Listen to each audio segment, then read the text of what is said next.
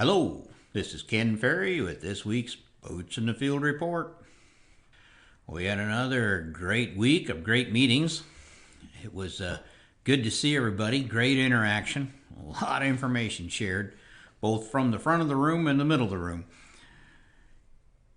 In this report, I'd like to continue focus on some of the questions that we answered at our Winter Virtual College.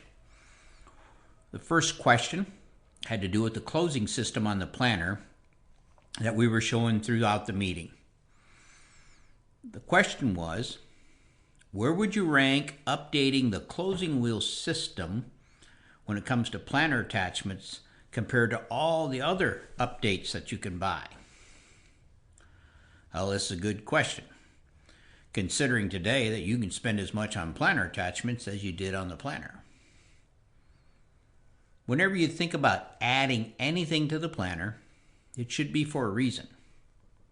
When asked about putting new attachments on the planter, my first question is, what do you hope this investment will do for you? It's amazing how many times the answer is, well, I don't know, but I saw it on social media at a farm show and it looked interesting.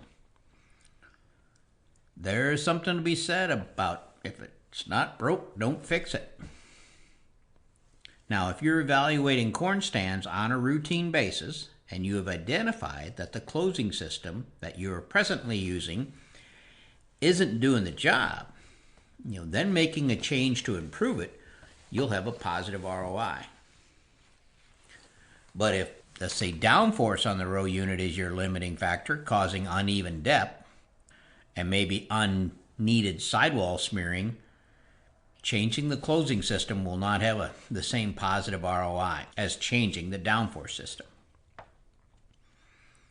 If I were to pick one advancement on planters that ranks at the top for helping in the stand establishment, it would be hydraulic downforce, especially the units that push down and lift. Allowing that planter to adjust on the go in a millisecond has done a lot for improving stands in conventional and no-till planting. The second question leads well into the first question, and it comes from South Dakota. How can I evaluate my stand to identify if my closing system is an issue? Well, here, stand evaluation starts at the planter. Ground truthing your planter performance at planting can prevent a lot of issues in the stand later on. Stop the planter, get out and dig. Do a cross-section dig across the furrow looking for evidence of existing sidewalls or dry soil or air pockets at the bottom of the trench. That perfect cross-cut is when there's no evidence of sidewall still in place, no dry soil or air pockets down there around the seed. This needs to be done on multiple rows across the planter and in multiple soil types across the field. Now, once the stand is up, we evaluate for uniformity. Doing actual counts, writing things down, looking for how uniform that plant growth is. Plants that are more than one collar behind their neighboring plants need to be dug up and investigated. First, check seed orientation. If all your late emerging plants are spiked down, the issue may be that you planted in too cold of soils, causing those spiked down plants to take too long to circle the seed and make it to the surface. Now, in warm soils, that may be 24 hours, but in cold soils, that could be a week or later. Now, if there's any evidence of the furrow sidewall present, you have a closing system issue. If delayed seed is at the right depth, but in dry soil, you have a firming issue with your closing system. If you find air pockets around the seed, you did not close it from the bottom up. If the soil temps were good and the furrow sidewalls are gone, you may have had dry surface soil fall in on top of the seed before you closed it. Now, by this time, you won't know for sure what's causing the stand problem or not. That's why stand evaluation starts at the planter. Seconds behind that planter when you're digging, you'll see that dry soil before it takes moisture on from the soil around it and disappears. But remember, it's that first 12 hours that seed imbibes water. So dry soil around the seed is going to delay that.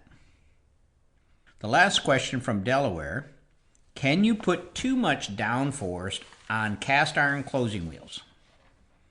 Well, the answer here is yes, especially in tilled or strip-tilled soil.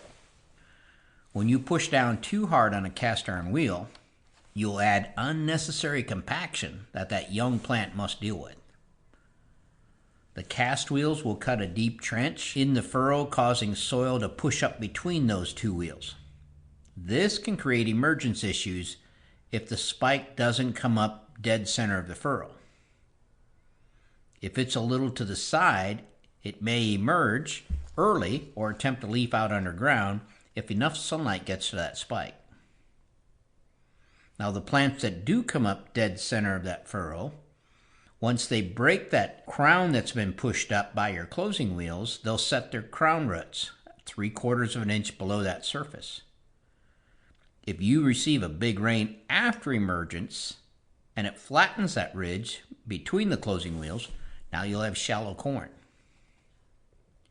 When doing a crosscut, you want enough firming that the wall in your cross section stands up from the bottom of the closing wheels down to the seed. When setting downforce on your cast iron wheels, I recommend backing off the downforce until the cross section won't stand anymore, and then incrementally add it back until it does. You only want enough firming there to hold the moisture so it doesn't get away. In some tilled situations, that may mean taking all of the downforce off the closing wheel and just using the weight of that closing wheel assembly. Just remember, the more time on your knees behind the planter checking the furrow will eliminate some time on your knees praying for that stand to come up. To stay up to date, check out our website at croptechinc.com and subscribe to our podcast, Boots in the Field Report. Keep her safe, keep her moving.